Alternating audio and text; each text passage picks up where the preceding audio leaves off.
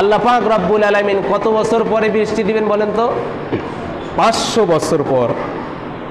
500 বছর পরে আল্লাহ পাক রব্বুল আলামিন বনের পশু পাখিদের উপর বৃষ্টি বর্ষণ করবে, রহমতের বৃষ্টি। এই খবর শুনে বনের পশু পাখিরা তারা আনন্দে আত্মহারা হয়ে গিয়েছে। বনের প্রত্যেকটি পশু পাখি আল্লাহর কাছে প্রশংসা আদায় করতে করতে সেজদায় তারা অবনত হয়ে গিয়েছে। তাদের এই সেজদা দেখে, তাদের এই খুশি দেখে, তাদের এই আনন্দ দেখে আল্লাহর প্রতি তাদের অগাধ বিশ্বাস। আল্লাহ তো দিতে চেয়েছেন, আজ হোক কাল হোক 500 বছর পর হলেও এই বনের মধ্যে, এই জঙ্গলের মধ্যে বৃষ্টি বর্ষণ হবে। আল্লাহ দিতে চেয়েছেন, তার মানে আল্লাহ আমাদের উপর রাজি খুশি আছে। এই বিষয়টা বনের পশু পাখিরা বুঝতে পেরে তারা আনন্দে আর্তনাদ হয়ে নিজেকে ভুলে গিয়ে সিজদায় অবনত হয়েছে। এই দৃশ্য দেখে আল্লাহ পাক রব্বুল আলামিন সঙ্গে সঙ্গে তাদের উপর বৃষ্টি বর্ষণ করে দিয়েছেন। সুবহানাল্লাহ। কিন্তু মুসা আলাইহিস সালাতু ওয়াস সালাম একটু ক্ষিপ্ত হয়ে গেলেন। আল্লাহ তাআলাকে বললেন, আল্লাহ তাআলা পশু পাখিদেরকে একটু আগেই আমি বললাম, তুমি যেভাবে বলতে বলেছ 500 বছর পরে নাকি বৃষ্টি হবে, এই খবর তাদেরকে দেওয়ার পরে আমি তাদের দৃষ্টি চক্ষুর অন্তরালে এখন যাই নাই, বৃষ্টি হওয়া শুরু হয়েছে। আল্লাহ, আমার মান ইজ্জত শেষ হয়ে যাবে নাকি? আল্লাহ পাক রব্বুল আলামিন মুসা নবীকে বললেন, মুসা রে, তুমি যখন আমার পশু পাখিদেরকে, আমার সৃষ্টির এই মাখলুকগুলোকে এই খবর দিয়েছে যে 500 বছর পরে দুনিয়াতে বৃষ্টি বর্ষণ হবে, এই খবর যখন তারা পেল, তারা একটুবারের জন্য ধৈর্যচ্যুত হলো না। পশু পাখিরা আনন্দে উচ্ছ্বাসিত হয়ে সেজদায় অবনত হয়ে আমার তাসবিহ এবং তাকবীর যখন তারা পাঠ করা শুরু করে দিল, আমি আল্লাহ পাক রব্বুল আলামিনের রহমতের জোয়ার ভেসে উঠলো। আমি আর স্থির থাকতে পারলাম না। তাদের এই তাসবিহ এবং তাকবীর পাঠ দেখে আমি আল্লাহ পাক রব্বুল আলামিন পশু পাখিদের উপর বৃষ্টি বর্ষণ সঙ্গে সঙ্গে করে দিয়ে দিলাম। সুবহানাল্লাহ। সুতরাং বৃষ্টি বর্ষণের জন্য, অনাবৃষ্টি, অতিবৃষ্টি, খরা, এগুলোর জন্য বান্দাকে প্রথম সত্য হচ্ছে মুমিন হতে হবে। আল্লাহ তাআলা বলেছেন, ওয়ালাউ আন্না আহলাল কুরা আমানু ওয়াত্তাকাউ লাফাতাহনা আলাইহিম বারাকাতিম মিনাস সামাই ওয়াল আরদ। পৃথিবীর লোকেরা, জনপদের লোকেরা, দুইটি কাজ যদি তোমরা করতে পারো, আমি আল্লাহ পাক রব্বুল আলামিন আসমান এবং জমিনের সমস্ত বরকতের দরজাগুলো তোমাদের জন্য খুলে দিব। সুবহানাল্লাহ। একটি হচ্ছে আমানু, ঈমান আনতে হবে, পরিপূর্ণ ঈমান আনতে হবে। ওয়াত্তাকাউ, আর আল্লাহকে ভয় করার নীতি অবলম্বন করতে হবে। তাহলে আল্লাহ তাআলা বলেছেন, এই দুইটা শর্ত তোমরা যদি পূরণ করো, আমি তাহলে তোমাদের জন্য দুইটি দরজাই খুলে দেব। লাফাতাহনা আলাইহিম বারাকাতিম মিনাস সামাই ওয়াল আরদ।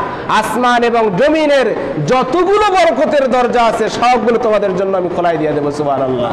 আজকে লক্ষ্য করেন, আপনি লক্ষ্য করেন আফগানিস্তানের দিকে, যে আফগানিস্তানের তালেবানরা আজ থেকে প্রায় এই কয়েক বছর পূর্বে যারা স্বাধীন যখন হয় নাই, ওই দেশে আফিম চাষ হইতো, আফিম চাষ করত। আমাদের দেশের কিছু মোল্লা মুলবিরাও তাদেরকে ঠাট্টা করত যে যারা তাদের মাতৃভূমিতে, যাদের দেশে ইসলাম কায়েম করতে চায়, এদেশের সিংহভাগ উপার্জন আসে আফিম থেকে, একটা হারাম বস্তু থেকে, ভাং থেকে, ইয়াবা থেকে, এগুলো থেকে আসে। এরা আবার হারাম খেয়ে ইসলাম কায়েম করবে কেমনে? কিন্তু তালেবানরা বারবার বলেছিল, এদেশে যদি আমরা কখনো ইসলাম কায়েম করতে পারি, আল্লাহর দ্বীন প্রতিষ্ঠিত করতে পারি, সর্বপ্রথম আমরা আফিম চাষ বন্ধ করে দেব। তালেবানরা ক্ষমতায় আসার 1 বছর যায় নাই, 1 বছরও যায় নাই, আফিম চাষ নিষিদ্ধ করে দিয়েছে। সুবহানাল্লাহ। এরপরে পশ্চিমা বিশ্ব যারা তাদের উপর চোখ রাঙায়, এরা বলতেছে, এবার মজা বুঝবেন, এতদিন যেইটা দিয়া তোমরা অর্থ উপার্জন করে, যেটা দিয়ে তোমাদের ক্ষুধা নিবার্জন করতে, এটা যেহেতু নিষিদ্ধ করেছো, এবার আমেরিকা ভাবছে আমাদের কাছে তো হাত পাততে হবে। কিন্তু আল্লাহ পাক রব্বুল আলামিন সম্প্রতি সময় একটি খবর আমি দেখলাম, আফগানিস্তানে শুধু ইউরেনিয়াম নয়, স্বর্ণ নয়, এর চেয়ে এমন একটা পদার্থ সেই দেশের তলে আবিষ্কার করে দিয়েছে, এটার সন্ধান সে দেশের বিজ্ঞানীরা পেয়েছে।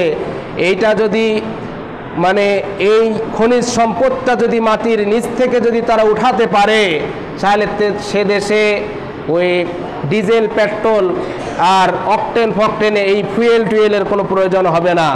ওই পদার্থ দিয়েই তারা দিব্যি রাতে মানে তাদের কল চলবে, কারখানা চলবে, ইন্ডাস্ট্রি চলবে, ফ্যাক্টরি চলবে। শুধু তাই নয়, সেই দেশের চাহিদা মিটিয়ে গোটা পৃথিবীর চাহিদা মেটাতে পারবে এমন খনিজ সম্পদ আল্লাহ পাক রব্বুল আলামিন আফগানিস্তানের মাটির নিচে সন্ধান দিয়েছে তাদেরকে। সুবহানাল্লাহ। এখনো তো উঠা শুরু হয়ই নাই। যদি উঠায় তাহলে কি হবে? উঠা শুরুই হয় নাই। এরপরেও আল্লাহ পাক তাদেরকে যে প্রাচুর্য দিয়েছেন, সেই দিনে স্বাধীন হইল যে আফগানিস্তান, সেই আফগানিস্তানের অর্থনৈতিক অবস্থা আর বাংলাদেশ আজ থেকে কতদিন আগে স্বাধীন হয়েছে বলেন? হ্যাঁ, 52 বছর হয়ে গেল, তাই না? 52 বছর বাংলাদেশ তাদের চেয়ে কত গুণ পিছিয়ে আছে। শুধুমাত্র একটাই কারণ, তারা আল্লাহর প্রতি তৃপ্ত ঈমান এনেছে আর আল্লাহ পাক ছাড়া আর কাউকে ভয় করে না, পৃথিবীর কোনো পরাশক্তিকে। আমেরিকা যখন পালায় আফগানিস্তান থেকে, সাথে করে আইফেলগুলো, মেশিন গানগুলো, তাদের অস্ত্রগুলো, রকেটগুলো, বোমাগুলো, এগুলোকে যে নিয়ে যাবে সাথে করে, এই সময়টুকু তারা তাদেরকে দেয় নাই। তাদের রেখে যাওয়া এই অস্ত্রগুলো তারা সংস্কার করে তাদের বিরুদ্ধে তাক করে রেখেছে। কথা বলবেন, দুম করে শেষ করে দিয়ে দিবে। সুতরাং মুসলমান সংখ্যায় কম, ইমানদার সংখ্যায় কম, এটার দিকে আর লক্ষ্য করা যাবে না। ইমানদার একজন, তার পক্ষেই থাকতে হবে, পরিপূর্ণ ইমান আনতে হবে। আর দুনিয়ার কারো কাছে মাথা নত করা যাবে না, এক আল্লাহকে ছাড়া আর কাউকে ভয় করা যাবে না।